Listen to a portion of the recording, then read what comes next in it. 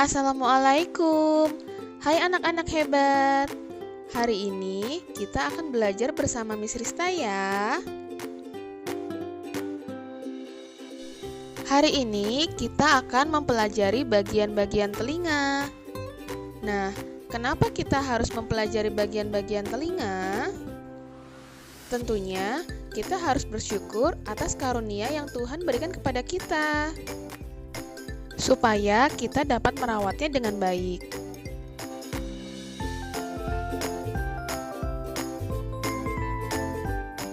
Tahukah kamu, telinga kita dibagi menjadi 3 bagian. Ada telinga luar, telinga tengah, dan telinga dalam. Setiap bagian telinga memiliki fungsi tersendiri loh. Telinga luar. Telinga luar terdiri atas 3 bagian. Pertama, daun telinga. Daun telinga berfungsi untuk menangkap getaran bunyi.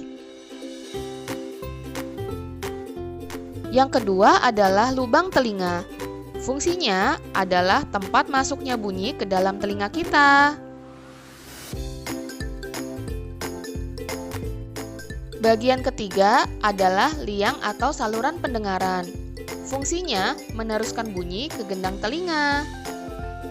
Di dalam saluran pendengaran terdapat rambut halus dan kelenjar keringat yang berfungsi menyaring benda asing agar tidak masuk lebih dalam. Telinga tengah. Telinga tengah terdiri atas gendang telinga atau membran timpani. Gendang telinga ini berupa selaput tipis yang peka terhadap bunyi loh. Gendang telinga berfungsi menerima bunyi yang ditangkap oleh daun telinga kita. Berikutnya adalah 3 tulang pendengaran. Tulang pendengaran ini terdiri atas tulang martil, tulang landasan, dan tulang sanggurdi. Fungsi ketiga tulang ini adalah meneruskan getaran suara dari selaput gendang ke rumah siput. Yang ketiga adalah saluran eustasius, yaitu saluran yang menghubungkan telinga tengah dengan pangkal tenggorokan. Fungsi saluran eustasius adalah mengatur tekanan udara di dalam dan di luar telinga agar tetap seimbang. Telinga dalam. Di dalam telinga dalam terdapat tingkap oval atau tingkap jorong yang terhubung dengan tulang sanggurdi. Ada pula tingkap bundar yang terhubung dengan gendang telinga. Tingkap jorong dan tingkap bundar berfungsi meneruskan gelombang bunyi ke rumah siput. Koklea atau rumah siput. Koklea atau rumah siput berbentuk tabung seperti cangkang, berisi ujung-ujung saraf pendengaran dan cairan endolimfe. Rumah siput berfungsi untuk menerima getaran suara dari tulang pendengaran dan meneruskan ke saraf. Selanjutnya ada saraf pendengaran. Saraf pendengaran berfungsi mengirim pesan suara ke otak. Ada pula 3 saluran setengah lingkaran yang berfungsi sebagai indera keseimbangan tubuh kita. Sudah tahu ya apa saja bagian-bagian dari telinga kita?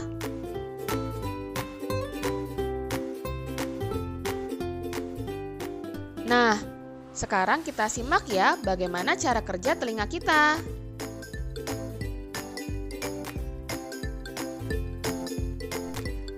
Gelombang bunyi yang merambat melalui udara ditangkap oleh telinga kita.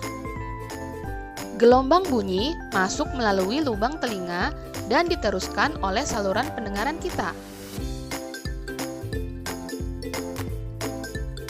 Gelombang bunyi yang diteruskan oleh saluran pendengaran tersebut menggetarkan gendang telinga kita.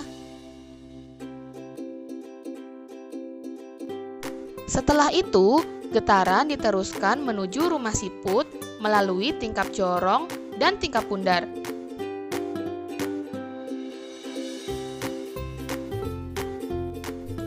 Selanjutnya, getaran sampai di rumah siput dan menggetarkan cairan endolimfe.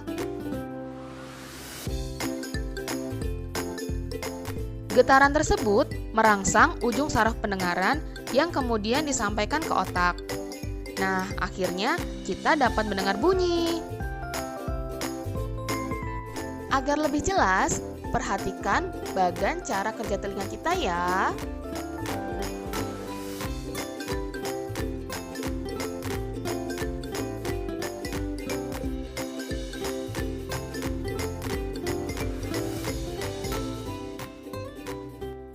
Setelah kalian tahu bagian-bagian telinga dan cara kerjanya, sekarang kita pelajari gangguan apa saja ya yang dapat terjadi pada telinga kita. Yang pertama, otitis media, yaitu infeksi pada telinga bagian tengah. Yang kedua adalah otosklerosis, yaitu tumbuhnya tulang-tulang pada telinga bagian tengah secara berlebihan. Yang ketiga adalah baratrauma, yaitu cedera akibat perubahan tekanan air atau udara. Yang keempat adalah tuli konduksi, yaitu keadaan di mana tidak dapat mendengar karena kotoran telinga yang berlebihan. Selanjutnya kita simak ya cara merawat telinga supaya tetap bersih dan sehat.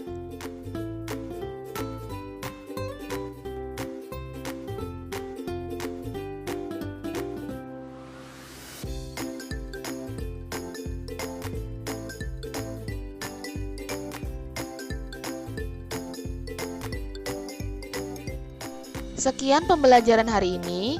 Terima kasih ya teman-teman. Salam semangat!